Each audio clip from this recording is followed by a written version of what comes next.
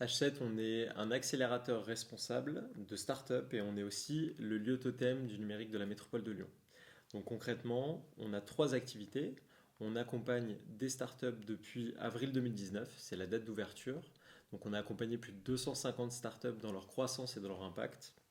On anime aussi, ça c'est notre deuxième activité, une communauté de personnes qui sont justement au contact de ces startups. Ça peut être des écoles, ça peut être des fonds d'investissement, ça peut être des experts, ça peut être aussi des médias comme le tien, mais aussi des grands groupes et des partenaires au sens large. Et enfin, on a une activité de lieu. Et tu vois, je suis ravi de t'accueillir dans ce très beau lieu qui est H7.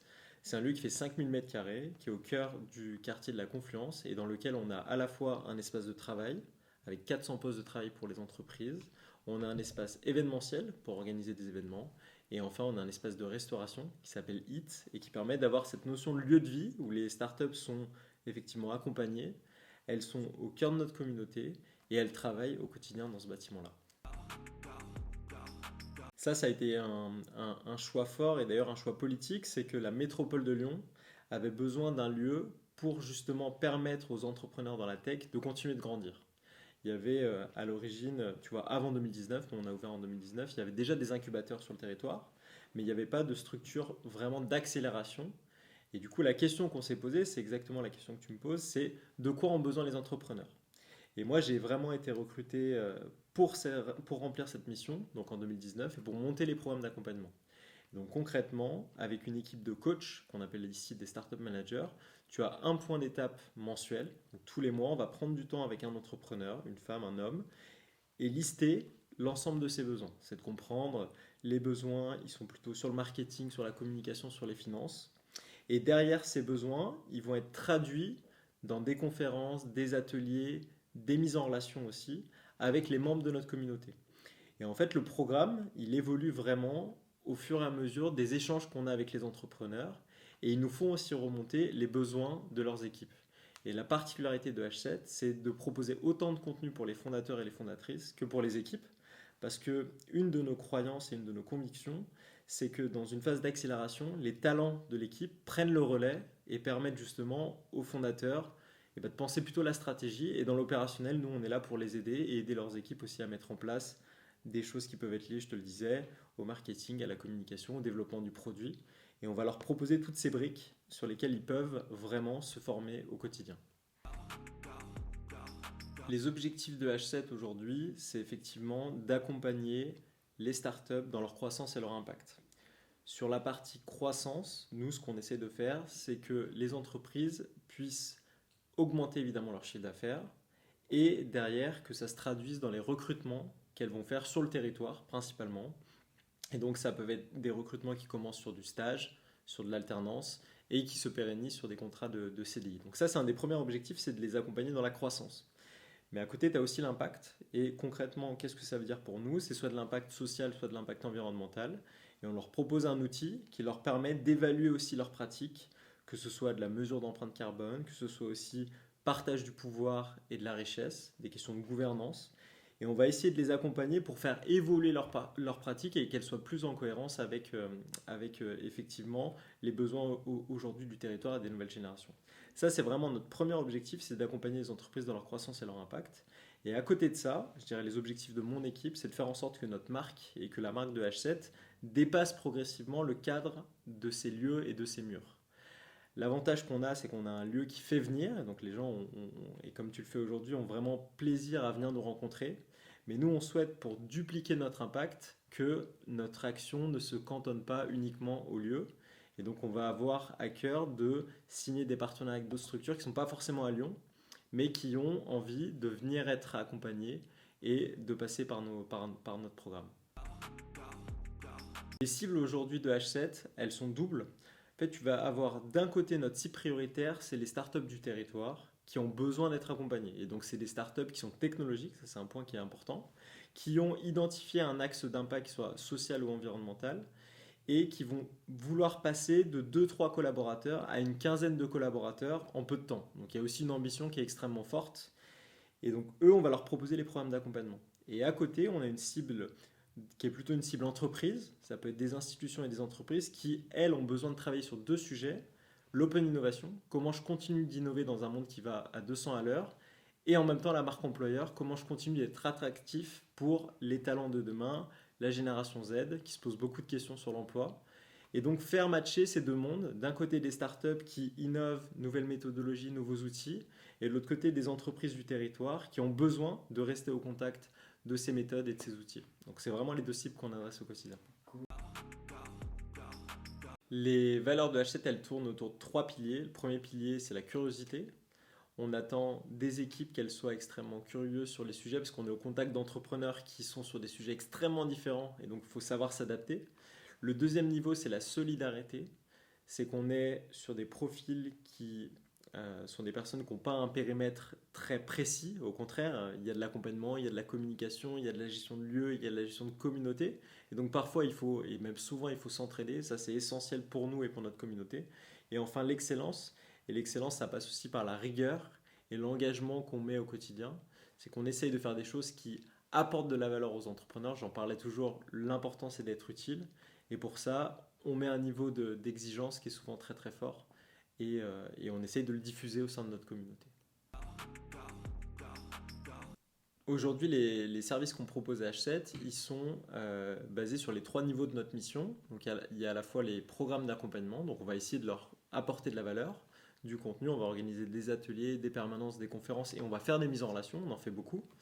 Ensuite, il y a un service qui est lié à la notion de communauté, c'est de faire en sorte que les gens échangent entre eux, parce qu'on est convaincu que c'est aussi dans l'échange entre pairs, dans les discussions du quotidien, qu'on va apprendre énormément de choses et qu'on va créer des opportunités.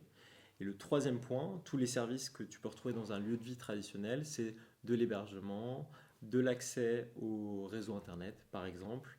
On a aussi certaines salles de réunion qui sont équipées de solutions de captation vidéo, de podcasts. Et on va essayer aussi d'agréger chaque année des services qui apportent de la valeur et qui donnent envie de venir dans le lieu. Et tu vois, ça, c'est une question qu'on s'est pas mal posée pendant le confinement. Pendant le premier confinement, H7 était fermé. Et ça nous a permis en tant qu'équipe de se dire quels sont les services qui vont donner envie aux gens de revenir et de refaire corps en tant qu'entreprise. Et du coup, après le confinement, on a mis en place une salle de podcast, qui est aussi une salle de captation vidéo. On a acheté du matériel de live streaming et on a permis aux entreprises, aux startups qu'on accompagne, d'organiser des petits événements.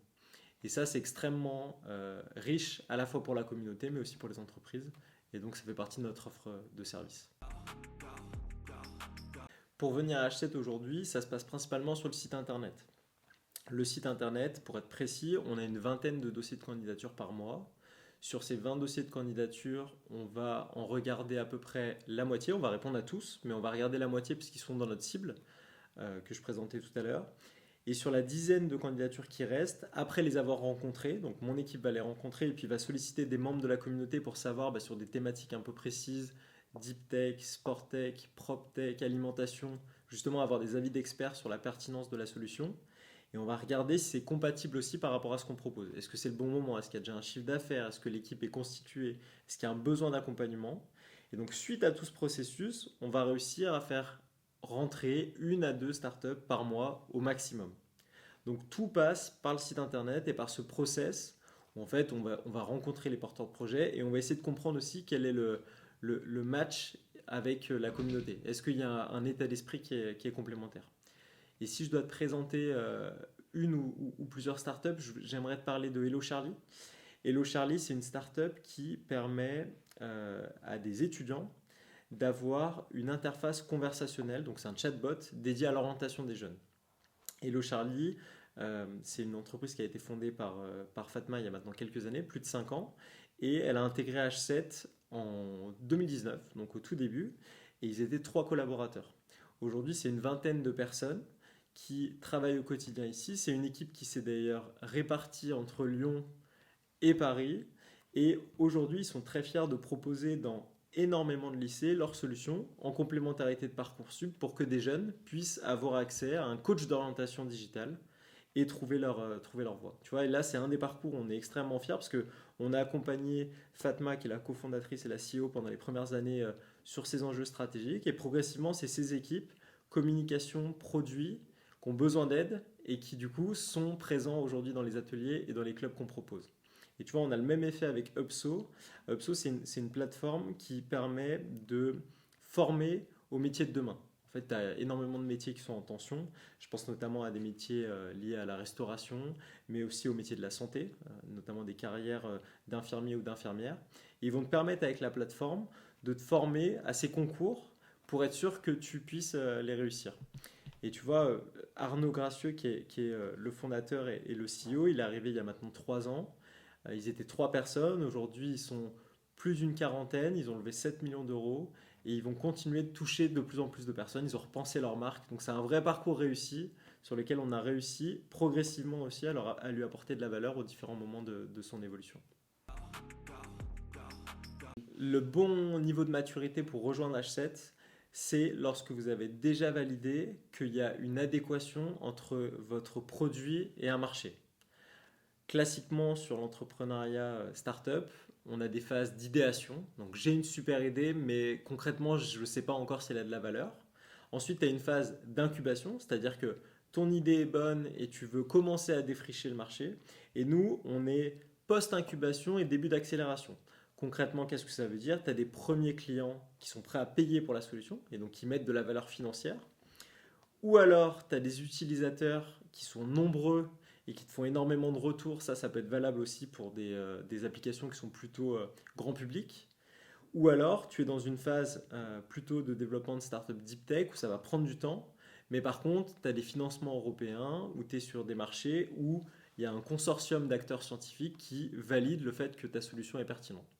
Et donc, nous, on intervient vraiment à ce moment-là, c'est qu'il y a une vraie traction, il y a des preuves terrain de traction et tu arrives dans un jeu de structuration. C'était l'idée de l'équipe fondatrice, donc ils sont passés par l'idéation, ils ont eu l'incubation, ils ont commencé à s'entourer.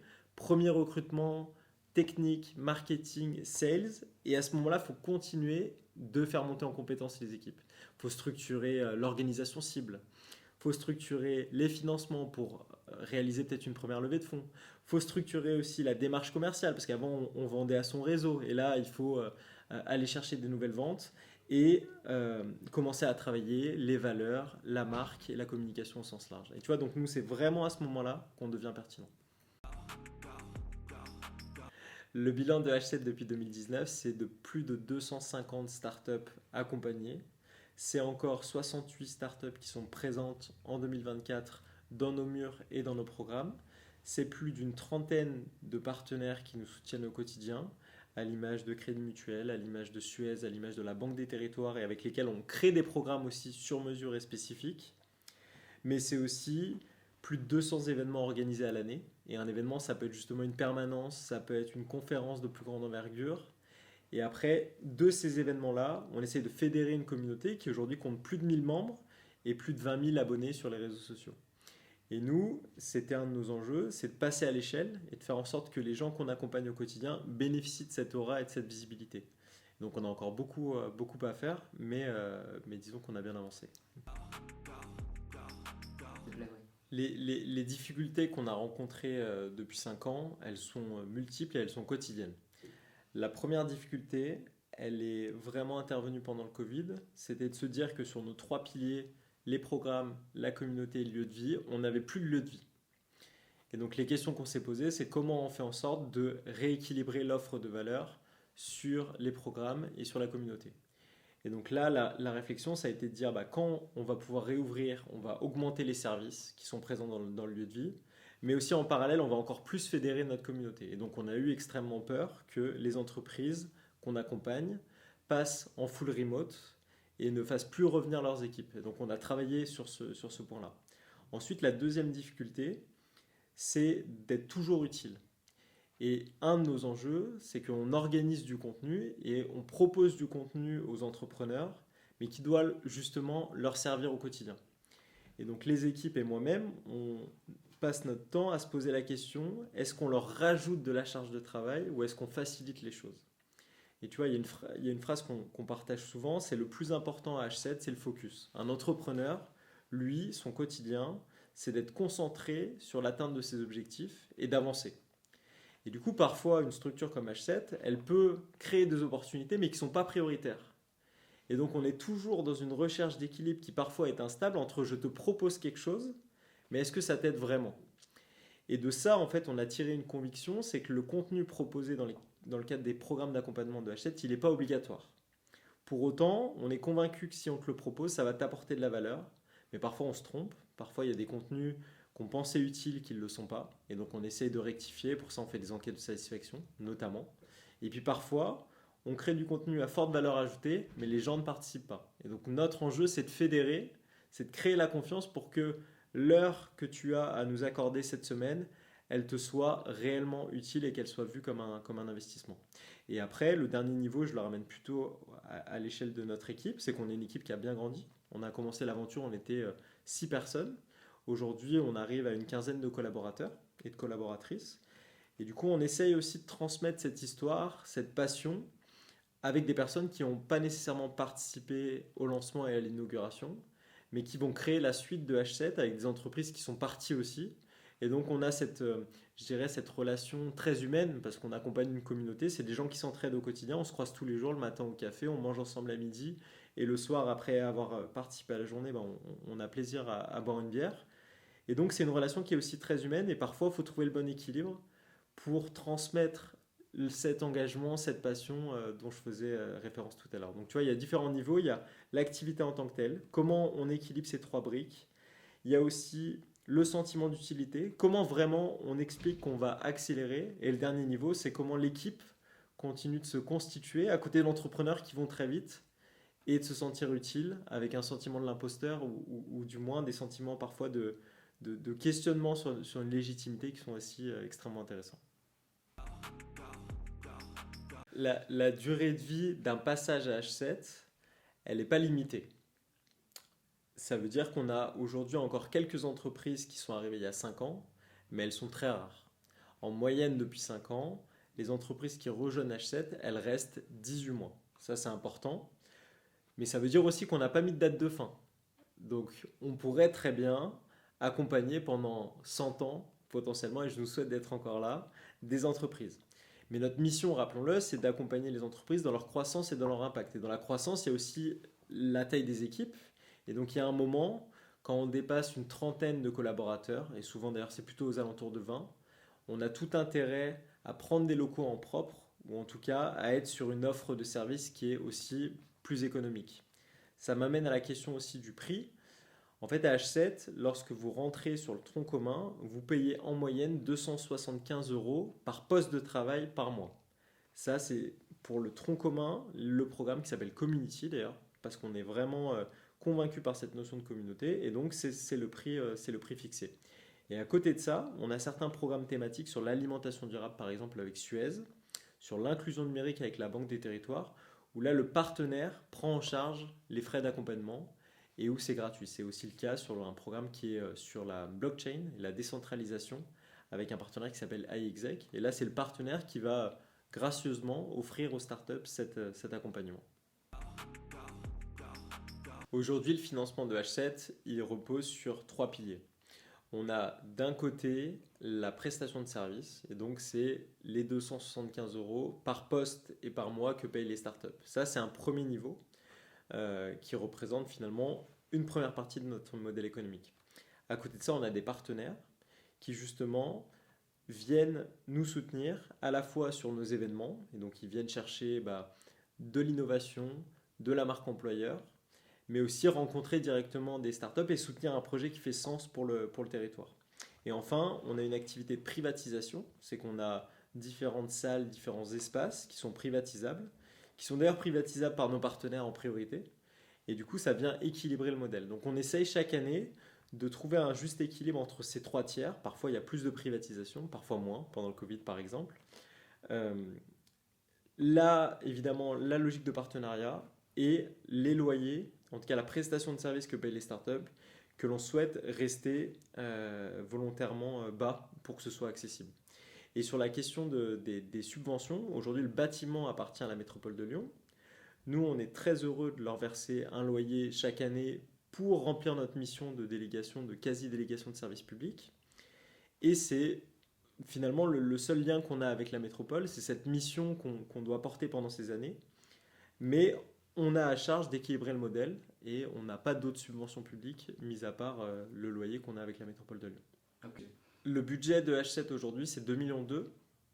Et donc c'est réparti entre un peu moins de la moitié portée par le revenu que nous apportent les startups et après réparti entre la privatisation et les partenariats. Depuis 2019, on a accompagné effectivement plus de 250 entreprises et il y en a certaines que je garde particulièrement en tête. Il y en a une notamment qui s'appelle l'Africa Mobile, qui est une start-up qui se déploie sur le continent africain et qui permet à des institutions et à des entreprises de communiquer avec des populations présentes sur le territoire africain, principalement dans l'Afrique francophone. Ce qu'ils ont créé, c'est une plateforme qui va permettre de créer des campagnes marketing où avec soit du SMS, soit des vocaux, soit de l'USSD, on va pouvoir toucher des populations. C'est finalement une solution extrêmement intéressante parce qu'elle vient en remplacement de certaines pubs sur Facebook, sur Twitter, sur Meta, qui ne sont pas possibles en Afrique pour des questions de connectivité. Aujourd'hui, l'entreprise elle est dirigée par Malik Diouf, qui est son cofondateur et son CEO, et il y a un déploiement extrêmement fort dans l'Afrique de l'Ouest, sur lequel il envoie plusieurs millions de SMS chaque année pour avertir des populations, pour créer des liens avec des institutions bancaires. Et donc c'est une vraie solution qu'on a vu aussi grandir. Et Malik, moi je suis assez admiratif de son parcours parce qu'il gère les opérations ici depuis Lyon et il passe son temps aussi à aller rencontrer et revoir ses équipes qui sont présentes en Afrique. Et il y a un impact vraiment très concret sur une solution qui est construite grâce à la puissance des télécoms. À côté de ça, euh, on peut parler de Frelo. Frelo, c'est une plateforme d'apprentissage du français langue étrangère. Frelo, ils sont arrivés, ils étaient deux cofondateurs en 2020. Maintenant, c'est une vingtaine de collaborateurs et ils permettent avec leur plateforme de s'adapter aux différents niveaux qu'ont les apprenants quand ils commencent l'apprentissage du français. Entre une personne qui est un demandeur d'emploi, une personne qui est un réfugié, une personne qui a plusieurs années d'expérience et de pratique de la langue française dans son pays, il y a des niveaux qui sont très différents. Et du coup, il faut que la plateforme et l'apprentissage soient aussi différenciés.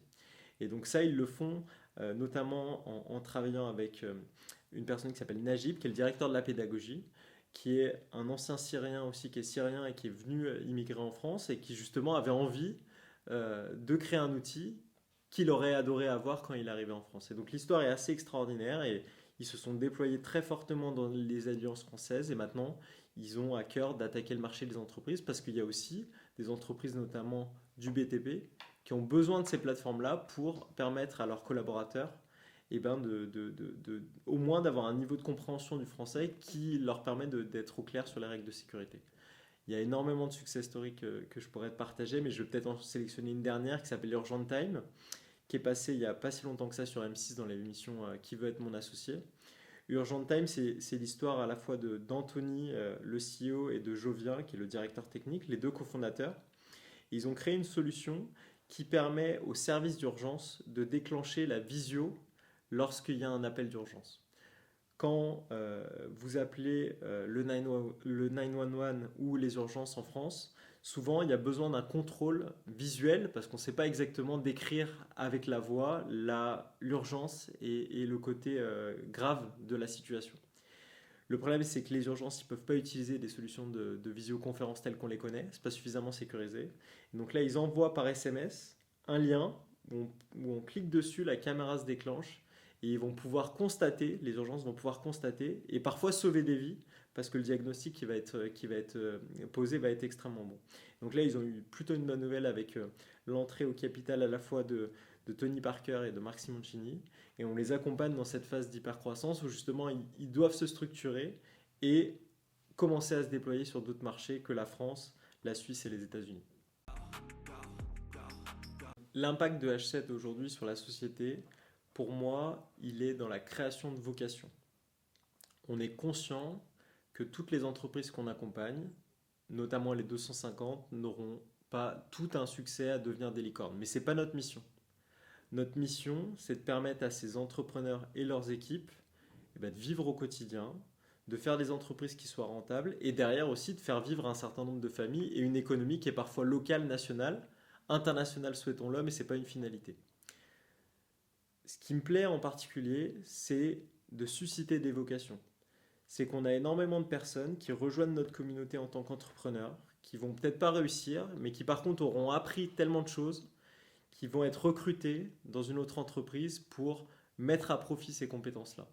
Et donc on a des parcours très concrets. Je pense à Victor Chevalier, qui était un entrepreneur qui avait créé un fauteuil musical qui permettait de s'isoler justement pour écouter une programmation musicale et être dans cette zone de confort, qui a arrêté son entreprise qui s'appelle Mance et qui après est devenu directeur commercial d'une startup qui s'appelle Bookinou, autour de la lecture et de l'apprentissage de la lecture, qui du coup a mis à profit ses compétences, qui ensuite a voulu travailler dans un fonds d'investissement et qui aujourd'hui vraiment a un parcours de vie au sein de notre communauté sur différents métiers.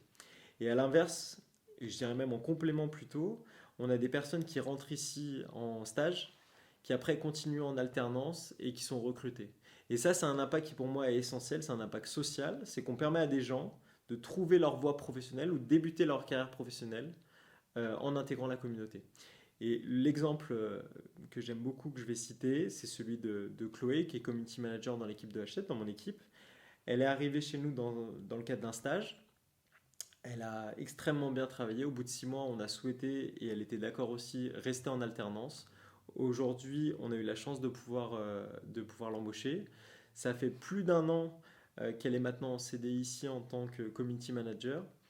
Et ce qui est intéressant, c'est que c'était une personne qui n'avait jamais travaillé en entreprise, ne savait pas ce qu'était une start-up et qui aujourd'hui comprend aussi quel peut être l'impact de la technologie sur la société de demain, qui a découvert des parcours de vie, qui a découvert des formes d'entrepreneuriat et qui peut-être un jour aura elle aussi envie de devenir entrepreneur. Et ça, je pense que c'est l'impact le plus grand qu'on peut avoir, c'est de susciter des vocations et de donner envie d'avancer dans un cheminement professionnel. Le taux d'échec à H7 mesuré depuis 2019, il est de 10%. Ce qui correspond à, tu vois, entre 20 et 30 structures, ce qui est relativement peu par rapport à la moyenne nationale. Pourquoi? Parce qu'on est sur une phase d'accélération, qu'on a été extrêmement regardant sur les critères de sélection, et donc on prend des entreprises qui ont déjà des fondamentaux validés plus importants que d'autres structures d'accompagnement. Et du coup, on a un taux d'échec qui est meilleur que les structures d'incubation, parce que les risques sont limités aussi. Les objectifs de H7 sur l'année 2024, mais aussi sur les prochaines années, c'est de montrer que notre modèle est valable hors les murs. Et donc on a envie de montrer que ce qu'on a créé en termes d'événementiel, et notamment on a un événement phare qui s'appelle Zero to One, qui fédère plus de 1200 personnes autour de nos thématiques d'entrepreneuriat, peut et doit être organisé aussi ailleurs que dans le quartier de Confluence, dans notre bâtiment lyonnais. Donc pour ça, cette année, on est allé notamment en janvier à Nantes organiser cet événement-là. Et donc on aura à cœur aussi dans les prochaines années d'opérer nos programmes d'accompagnement à distance et d'avoir des entreprises qui ne sont pas forcément sur le territoire de la métropole de Lyon, de trouver d'autres bâtiments et d'autres lieux dans lesquels on pourra proposer notre contenu et accompagner des entrepreneurs et de faire vivre la marque de façon nationale. Et pour ça, on va s'appuyer notamment sur des partenaires qui sont présents au national. Je pense au mouvement Impact France, qui est le premier mouvement dédié à l'économie sociale et solidaire, et à France Digital, qui est le premier mouvement européen de représentation des startups et pour lesquels on aura à cœur de créer du contenu en commun. L'impact de H7 dans l'écosystème métropolitain, je pense qu'il est grand sur l'aspect emploi, mais aussi sur l'aspect innovation et innovation sociale. On a des liens très forts avec la métropole de Lyon, à la fois parce qu'on opère un de ces bâtiments, mais aussi parce qu'on est en contact fréquent avec les équipes opérationnelles de la métropole de Lyon, mais aussi avec les élus, pour leur faire remonter les besoins du terrain. Et ces besoins du terrain, ils peuvent être sur les sujets sur lesquels on doit créer de l'emploi, ou en tout cas des emplois vont être créés, les sujets sur lesquels d'innovation technologique et sociale, la métropole a une vraie spécificité.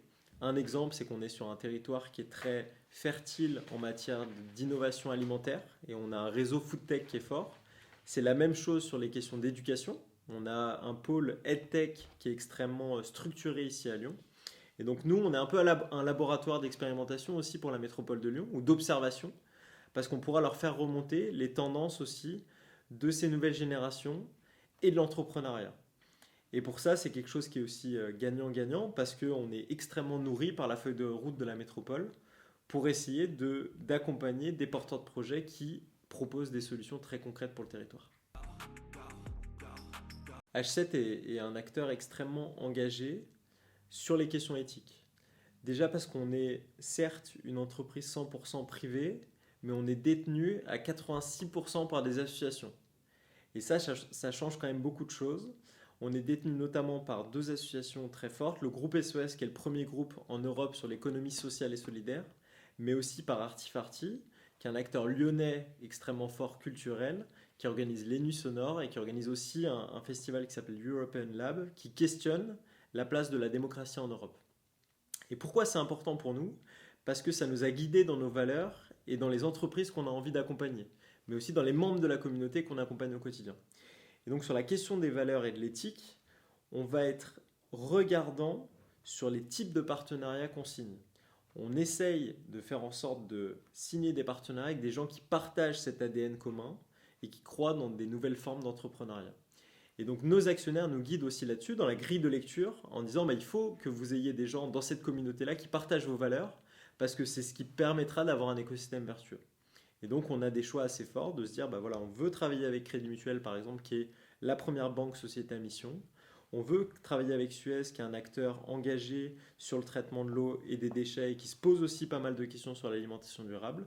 Et derrière aussi, on adapte et on utilise cette grille de lecture pour l'ensemble des autres partenaires. Pour les entreprises partenaires qui souhaiteraient nous rejoindre, il y a plein de façons de fonctionner. Le premier niveau, c'est de rejoindre nos clubs entreprises. Donc, on a un club sur l'open innovation et un club sur la marque employeur où, moyennant une adhésion de plusieurs milliers d'euros, vous allez pouvoir rejoindre ces clubs-là à l'année. Et là, c'est de l'échange entre pairs, c'est de la visibilité et c'est aussi la découverte de nouvelles solutions et de nouvelles méthodes. Ça, c'est le premier niveau pour nous aider. À côté de ça, on attend aussi et on recherche toujours des sponsors sur certains de nos événements parce qu'on sait qu'on a une activité d'événementiel qui est importante, notamment sur l'emploi, sur les nouvelles méthodologies. Et du coup, pour équilibrer le modèle événementiel qui est toujours compliqué, on a besoin de sponsors. Et donc, on appelle aussi, et là, les contributions peuvent être plus modestes et on est toujours ouvert à la discussion. Et après, le rôle d'H7, c'est aussi d'avoir un rôle de prospective. Et du coup, on regarde des thématiques qui nous intéressent, par exemple l'intelligence artificielle générative, par exemple le quantique, par exemple les nouvelles technologies liées à la décarbonation. Et on aimerait monter des programmes thématiques et accompagner des startups avec une expertise plus poussée. Mais pour ça, on a besoin aussi de financement qui varie entre 80 000 et 150 000 euros. Et pour ça, on a besoin aussi d'avoir ces financements privés pour monter ces programmes et accompagner gratuitement les startups qui innovent sur ces sujets. Le vrai apport, quels sont les risques ou quels sont les bénéfices? Les deux. Les deux. Les bénéfices pour les entreprises qui nous rejoignent, pour les entreprises partenaires, c'est de découvrir et sourcer de nouvelles startups. Et donc ça, c'est de l'innovation externalisée. C'est de l'acculturation à l'innovation. Ça, c'est un vrai enjeu. C'est qu'avant de travailler avec une startup, il faut aussi comprendre sa logique, sa temporalité, ses codes. C'est aussi une occasion de communiquer ensemble et d'associer nos deux images de marque qui sont aussi souvent complémentaires. Et c'est là qu'on va aussi regarder des questions de valeur et d'éthique. Et enfin, pour des questions de marque employeur, on parle de marque, mais aussi on parle de marque employeur, c'est une façon de recruter des talents, des gens qui sont dans la communauté, qui aujourd'hui travaillent peut-être en start-up, mais qui demain auront plaisir à travailler dans un grand groupe ou dans une de nos entreprises partenaires. Donc il y a un vrai enjeu et un vrai ROI sur vous allez associer votre marque, vous allez découvrir des nouvelles solutions, vous allez pouvoir aussi recruter plus facilement. Et tout ça, c'est des vrais bénéfices. Les risques associés, c'est de ne pas y passer suffisamment de temps. C'est que comme tout investissement, il faut vraiment y aller à fond. Il faut dégager les bonnes ressources. Et il faut être très clair, et ça c'est valable pour toute démarche d'innovation, il faut être très clair sur les objectifs qu'on se fixe. Et parfois, dans l'innovation, il faut accepter de défricher. C'est qu'il y a beaucoup de partenaires qui viennent nous voir parce qu'ils ont envie de travailler avec nous.